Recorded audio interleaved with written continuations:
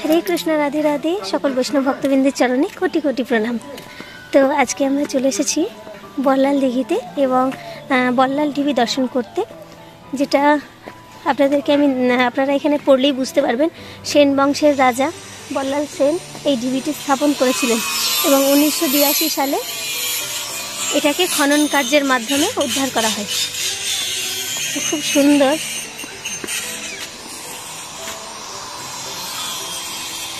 আপনারা দর্শন করুন, আশা করি আপনাদের খুব ভালো লাগবে। এই যে গৌরী আর ওর দাদু তো চলে গেছে ওইখানে ঢিবির ওপরে। এই জায়গাটা পুরো মাটির ঢিবের মধ্যে ঢাকা পড়েছিল।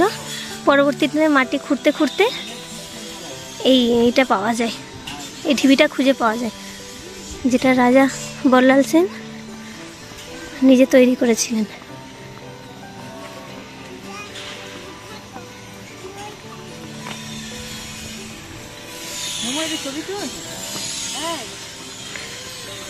এক মুহূর্তের জন্য মনে হচ্ছে যে নালন্দা বিশ্ববিদ্যালয়ে চলে এসেছি, এত সুন্দর।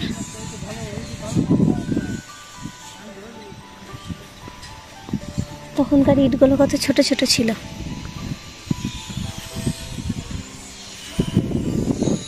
খুব সুন্দর জায়গা।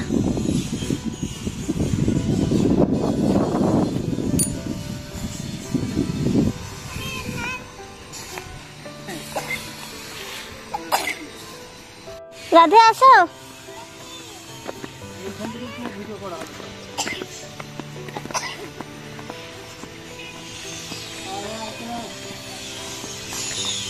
নিচে মন্দির আছে।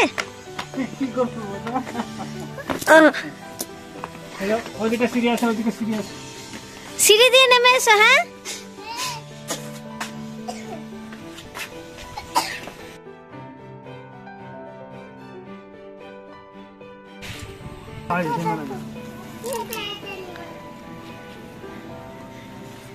জায়গাটি খুব সুন্দর, তবে অনেক রহস্যে ঘেরা। মনে হচ্ছে যেন এই জায়গাটাকে যদি ভালোভাবে খনন করা যায় তাহলে অনেক কিছু পাওয়া যাবে। এত উঁচু উঁচু পাহাড়, তবে সরকারের হেফাজতে আছে সেহেতু এই জায়গাটিতে হাত দেওয়া যায় না।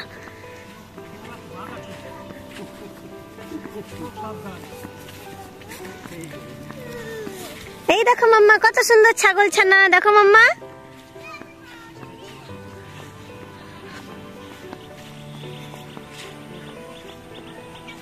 দেখে বোঝা যাচ্ছে যে পুরো জায়গাটা জুড়েই কিছু আছে।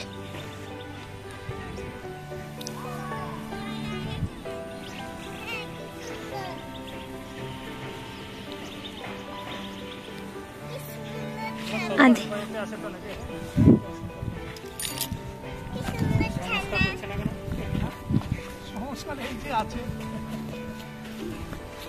ছোট্ট ছোট্ট সালা ভালো করে ঘেরে ঘুরে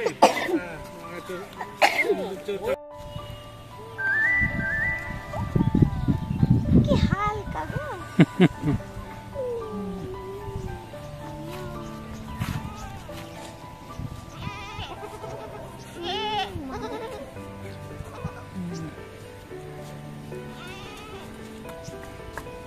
কোলে নে, একটা কোলে নে। ওরে বাড়ে, তুই পারে না তো।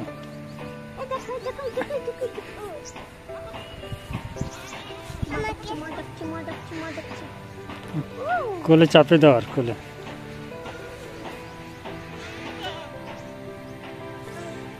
অত চিপে ধরতে না, আস্তে করে ধরতে। যাও, কিছু নিয়ে আসিনি। চলো, ঘাস খাচ্ছে, একটু করে ঘাস খাচ্ছে। সুন্দর জায়গা দেখো, এখানে ড্রপ করতে যা ভালো লাগে। হরে কৃষ্ণা। তো জায়গাটি খুবই সুন্দর। আপনারা যদি কখনো মায়াপুর ঘুরতে আসেন তো এখানে আসতে পারেন। খুবই সুন্দর জায়গা। সত্যি আমাদের রাজা বল্লাল সেন বানিয়েছেন জায়গাটা, খুব সুন্দর। তবে আরেকটু সংস্করণ হলে হয়তো আরও ভালো কিছু পাওয়া যাবে, তো সেটা সরকারের উপর নির্ভর। তো খুব সুন্দর জায়গা। আপনারা যদি মায়াপুরে আসেন তাহলে চলে আসবেন, খুবই সুন্দর জায়গা।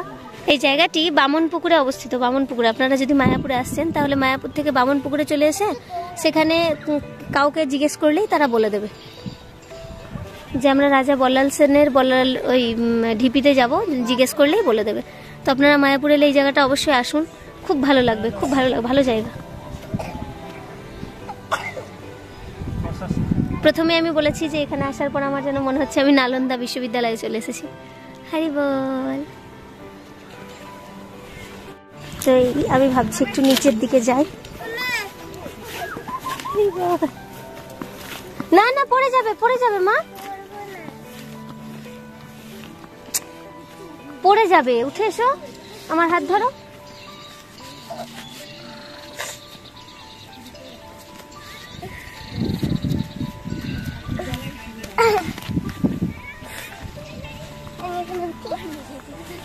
পড়ে যাবে, দেওয়ালে উঠতে বারণ করেছে, দেওয়ালে উঠতে বারণ। এখানে এসে আমার খুব শান্তির অনুভব হচ্ছিল। মনে হচ্ছিল যেন একটা জায়গায় চুপ করে বসে শুধু জপ করি। যেমন মন্দিরে গেলে মনটা শান্ত হয়ে যায়, ঠিক তেমনই এখানে এসে মনটা শান্ত হয়ে গিয়েছিল। মনে হচ্ছিল যেন আমি মন্দিরেই চলে এসেছি। বারবার কেন জানি না মনে হচ্ছিল এই মাটির তলায় কোনো মন্দির নেই তো। যাই হোক, জায়গাটা খুব সুন্দর, আমার খুব ভালো লেগেছে। এই রকম শান্তির জায়গায় ভগবানের নাম জপ করতে যে কি পরম আনন্দ পাওয়া যায় তা আর মুখে বলে বোঝানো যাবে না। এতটাই অপূর্ব শান্তির অনুভূতি আমার এখানে হচ্ছিল।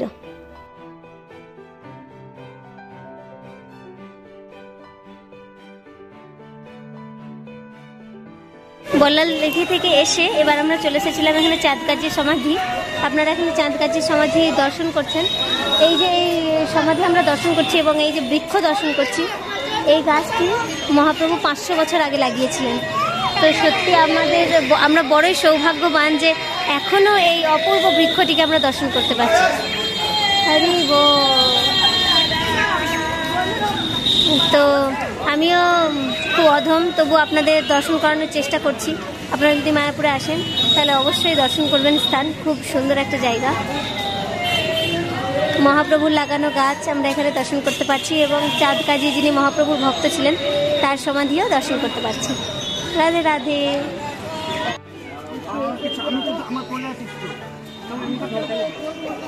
আর এই যে গৌরী এখানে হনুমানজিকে বিস্কুট খাওয়াচ্ছে। খাওয়াও, দাও দাও দাও, কোনো ভয় নেই, দাও দাও দাও, তোমার কাছে এলো, দাও।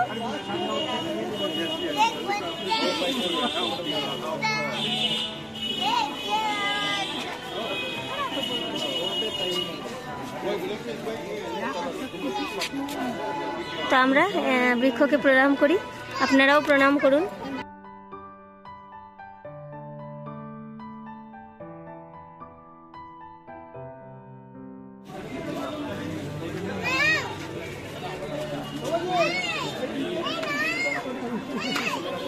বল্লাল ঢিপি এবং চাঁদকাজি সমাধি দর্শন করে এবার আমাদের বাড়ি ফেরার পালা।